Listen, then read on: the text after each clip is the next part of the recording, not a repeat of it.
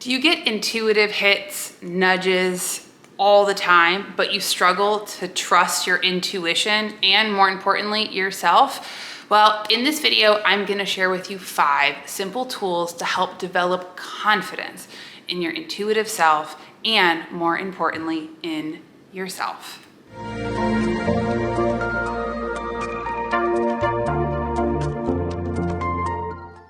Your intuition is your life force. It's your innate soul's divine GPS system. And it's constantly guiding you to your highest good, telling you the truth. And it is deeply rooted in self-worth and self-love. But often we can very easily struggle to trust our intuition, leaving us in what I call the woulda, shoulda, coulda club. So I'm gonna share with you some simple practices to help you develop confidence in your intuition, develop that confidence, more importantly, in yourself, so that you can stop fighting against life or trying to figure out your intuitive guidance and really live with more ease. So before I go any further, hi, I'm Sonia. I'm a 4th generation intuitive, and I teach you how to plug back into your innate divine self, your intuition. If you are new here, welcome. I am so happy to have you here. If you're returning, welcome back. Don't forget, hit that little bell notification, hit subscribe. It helps me so much, and plus, I love to hear from you. So first of all, did you see my video last week? I believe we were talking all sorts of different things, but leave me a comment below. Let me know what you think. Enough housekeeping. Let's get into the nitty gritty. So I'm intuitive. This happens all the time. I was on the phone with a client just earlier today doing a reading, and she was telling me, like, I get so many intuitive hits and nudges, but it's hard for me to trust it. Sometimes I get confused. I'm not sure, and then I wind up in overthinking and perfectionism, and I lose the moment. So let's start to unpack that. Because really, when we make decisions guided by our intuition, each time we really make that choice, we affirm to ourselves that we trust our intuition, that we trust our intuitive guidance. So I'm gonna give you 5 simple tools. Let's start with tool number 1. And this is something that I learned from my mom growing up in a psychic intuitive household. So before you ask other people's opinions, ask your intuition first.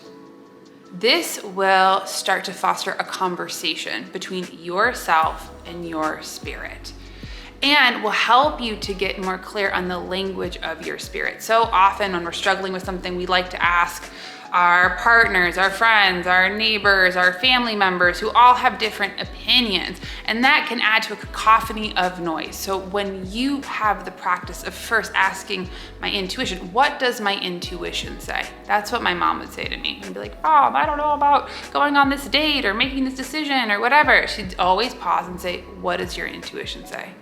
Then take a moment, go within, and listen. And intuition doesn't speak English. It might show up as a word, as a gut feeling, as an image. Before you go to try and figure it out or decode it, just sit with it and see what naturally unfolds. This will give you insight to how your intuition and your spirit speaks to you.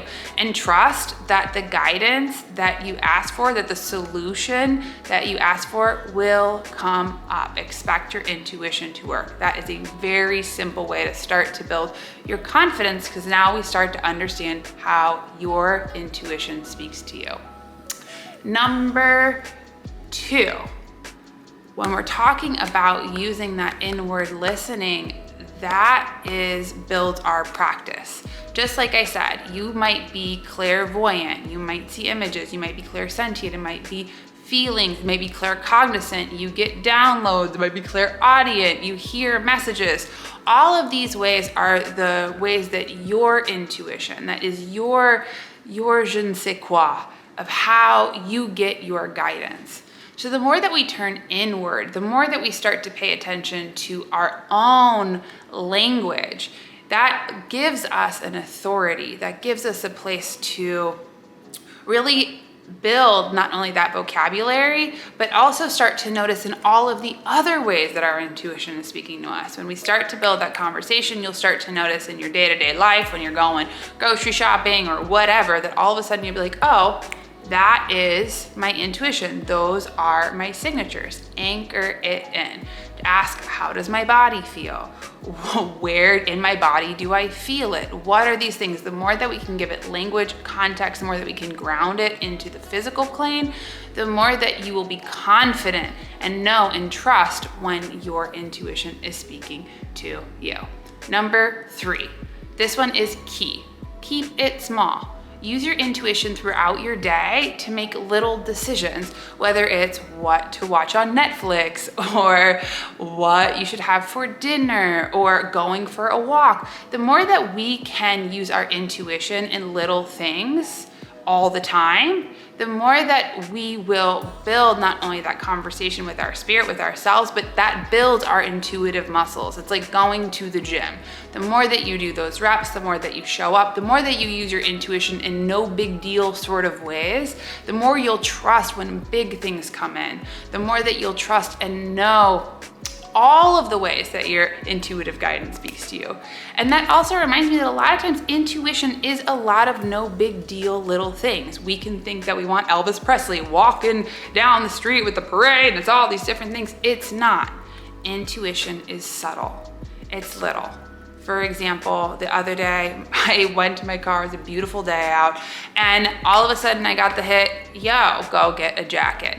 And in my mind, my intellect was like, why do I need a jacket? It's 80 degrees out, you're not gonna need a jacket. But instead of thinking about it, logically talking myself out of going to get a jacket, I did, I acted on it. Guess what, temperature dropped, I was so happy, I had my layer, and I was like, that's my intuition, thank you. And that brings me to number 4, act on your intuitive guidance. When you get a hit, a nudge, when you get that, go get that jacket, when you get that, it doesn't have to make sense. Don't make it have to make sense. You will lose the moment. Just like my jacket, I would have, if I thought about it, if I intellectualized it, I would have been freezing. And because it would have made logical sense, but my intuition was telling me something that my mind hadn't picked up on. The more that we act on our intuitive hits, nudges, the more that we build that place of our confidence. I see it all the time with my clients where they get all the intuitive hits in the world, but they don't do anything about it. And what that leads them to is the woulda, coulda, shoulda club, more confusion, more doubt, more trying to figure it out. The more that we can act, the more we move into ownership, the more that we build our confidence, the more that we exercise those deep intuitive muscles. And last but not least, this is a very powerful way to train your mind to be in service to your spirit and to your intuition. Write down all of the ways that you've already gotten intuitive guidance. Every single way, write down those hits, write down those nudges, go through your Rolodex of history and go through all of those big moments that you had, big, small, whatever, where your intuition was speaking to you, and write it down physically on a piece of paper. Because when we start to write things down, first, our hands are an extension of our heart space. And second of all, that really ties us to our subconscious. Writing connects us. It connects our conscious mind, our subconscious mind, and ourselves, and allows us to slow down. So keep writing it down, because also then you will have a list of all of the ways that your intuitive guidance has worked, that has been on point. And your conscious mind isn't against you. It'll actually look at that list and say, proof is in the pudding. I trust, affirm, and act on my intuitive guidance. So I hope that you enjoyed this video. If you did, tell me, what is one simple tool that you will use? And I can't wait to see you next week. I'm going to be doing some Black Friday sales. I'm super excited about it. So don't forget to sign up for my mailing list. Check out my podcast. It's all related. And if you are curious about working with me, I encourage you to book a soul reading. You'll get clear on your soul purpose, your gifts, your burning questions, and get grounded guidance that you can use right now. So sending you all of my love. I will see you next week. keep building those intuitive muscles. We're going to the gym, and yeah, bye.